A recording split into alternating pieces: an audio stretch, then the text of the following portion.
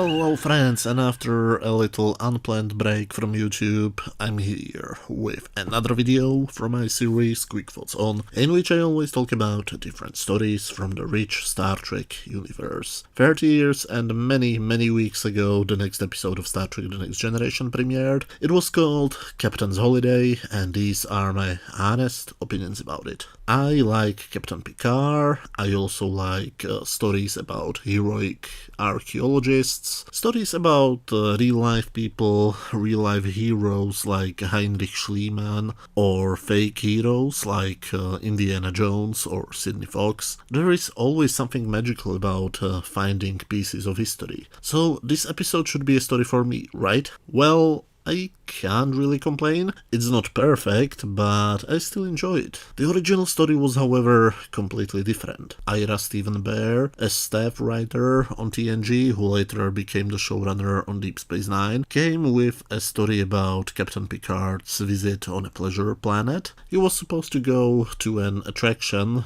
which would show everybody their greatest fears, and we would find out that Picard's greatest fear would be being an admiral with a desk job and leaving the command of the Enterprise to Riker. Michael Piller liked the idea and sent it to Gene Roddenberry, and Behr didn't hear about it for some time. Then he was confronted by Patrick Stewart, who told him directly that he refused to play Picard in such a way. Surprised, Behr was then called by Gene Roddenberry's office, where Gene told him that they can't film that script because Picard would never doubt himself and avoid promotion. But there was one thing Gene liked about Ira's idea: the pleasure planet. He wanted to see Picard go to a pleasure planet, and on the same planet he wanted to see some men making out with other men and women kissing with other women. Behr was shocked, which is kind of funny because the same Ira Behr in the 2019 What We Left Behind documentary apologized that they didn't make Garak and Dr. Bashir gay. So funny now that every show has LGBT representation. Behr likes the idea, but back in 1990, where a positive depiction of gay people on TV was pretty rare, he was shocked by the idea. I'm not saying that people are not allowed to change their opinions as they grow older, but let's be real here. These Hollywood people are probably the most fake people on planet Earth. They usually tell you what they think you want to hear instead of telling their own real opinions. Just think about it the next time you see a celebrity endorse something on Twitter. So yes, I think it's pretty sad that we didn't get the LGBT representation back in 1990. It could be something as significant as the Kirk and Uhura kiss in the original series. But Behr, instead of listening to Gene, went to Rick Berman and asked him what to do. Berman told him just to write a fun action story in which Picard goes on holiday and gets laid. Stewart also used to say that Picard needs to do more effing and effing. The first F, of course, standing in for fighting, and I don't think I have to explain what the second F was. He also liked the new story. So let's talk briefly about the plot, right? Even though I must say that I think that the backstage information is a bit more interesting. We basically start with two aliens who look like a combination of a cat, a fish, and a zombie, beamed down to Risa, the mentioned pleasure planet, searching for Picard, but he's not there.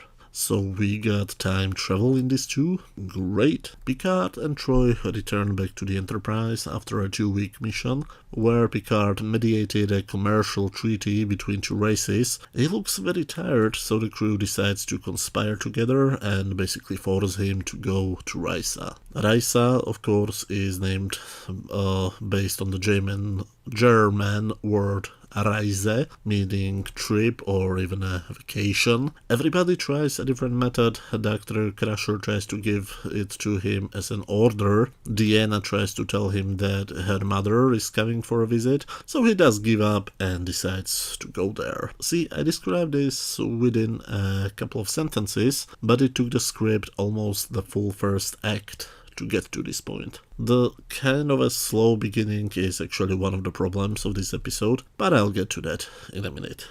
Riker asks Picard to buy him a Horgan, a souvenir which everybody sells there. Picard beams down and gets immediately kissed by an attractive woman named Vash, and he doesn't like it for some reason.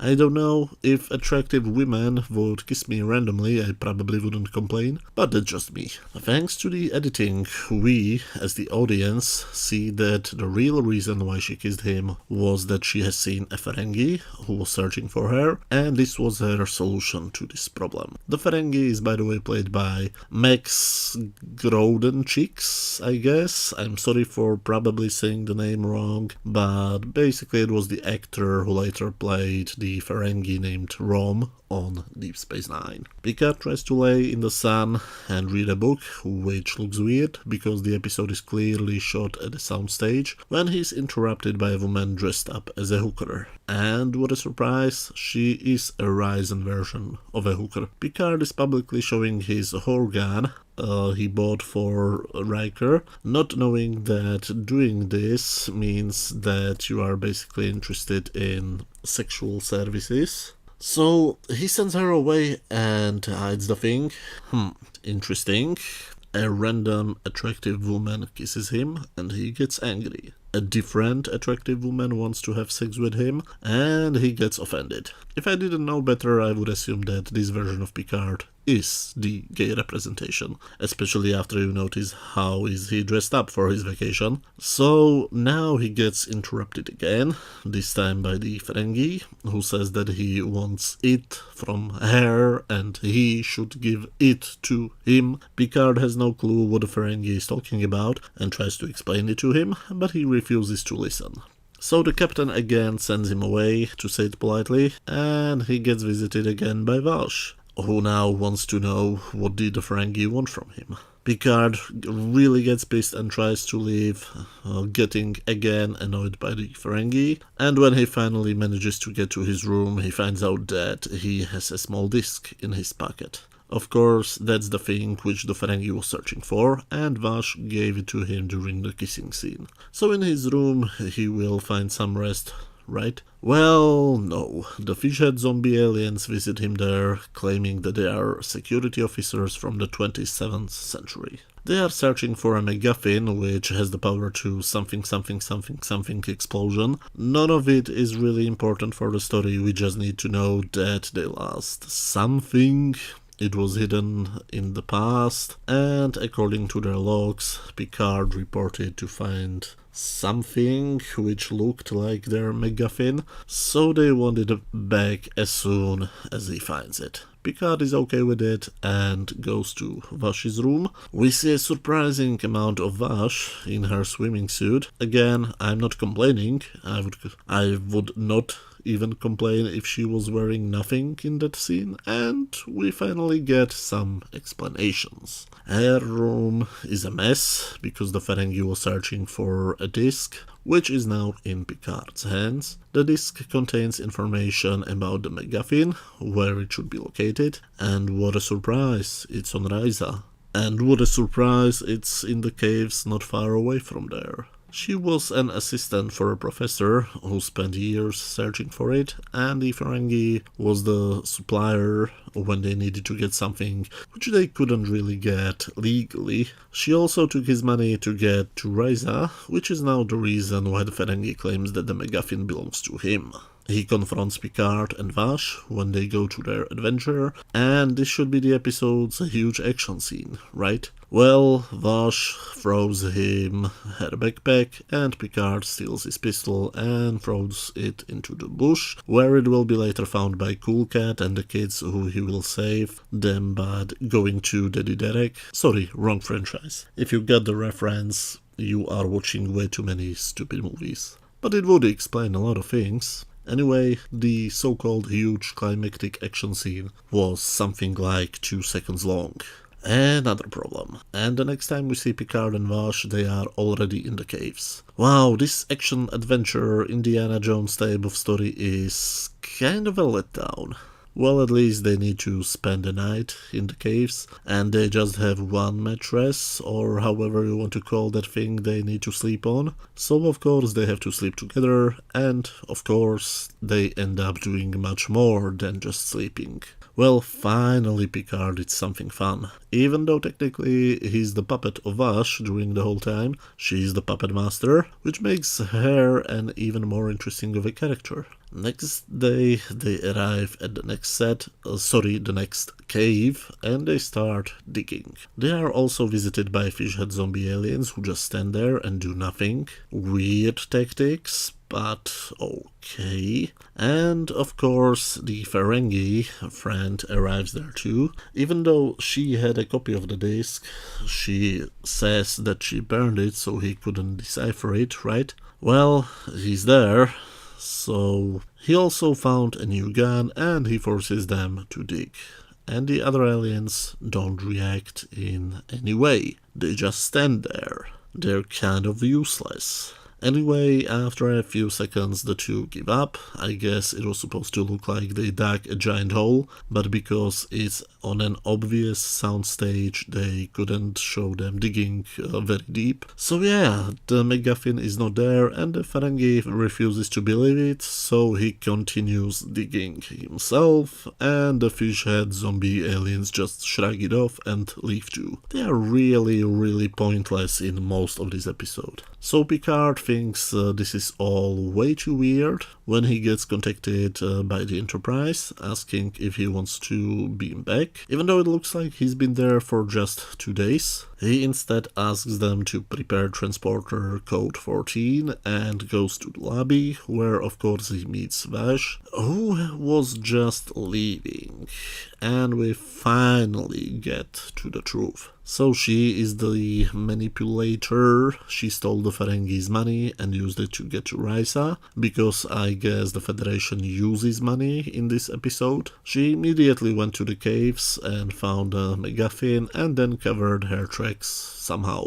Then when the Ferengi arrived too, she knew she won't be left alone unless she makes him think that the MacGuffin wasn't there, so she pretended to burn the disc and arranged it so that he would find it and decipher it, and just in time to see that there is nothing in the caves, and to eventually give up. So she opens one of the Horgans and the thingy is right there, which means that the fishhead aliens are back and they demand it. Picard wants to give it to them, but oh no, they are evil now, I guess. They shoot Vash because she doesn't want to give it to them. At least I think they shoot her, because it actually looks like she's dancing backwards instead of falling. Picard grabs the thing, calls the Enterprise, demands code 14 in 2 seconds, puts the thing on the floor and it explodes. Wait, what? They have actually a transporter code for blowing things up? Why?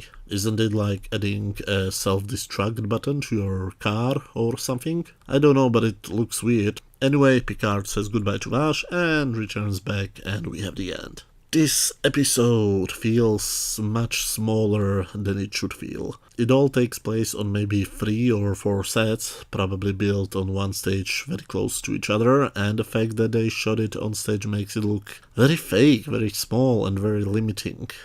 This should be a fantastic Indiana Jones type of story. This should be maybe a 2-part story or maybe even a movie, but this just feels small. I love the character of Vash. Thankfully she will come back twice in the future, and I certainly had a lot of fun watching this episode, but there were way too many moments where I went, what? Why? How? You can feel that Ira's heart wasn't in this, and if I remember correctly, he left the Star Trek team soon after. So, on my standard scale from 0 to 10, where 0 is absolute garbage, 10 is a masterpiece, and 5 is just average, I would give this episode 7 out of 10. Far from perfect, but far above being average. But as always, these were just my opinions. Let me know what did you think about this episode. Did you love it, hate it, or did you think it was just average? Let me know down in the comment section. If you enjoyed this video, please hit that thumbs up button. Thank you very much for watching, and see you very soon. Bye.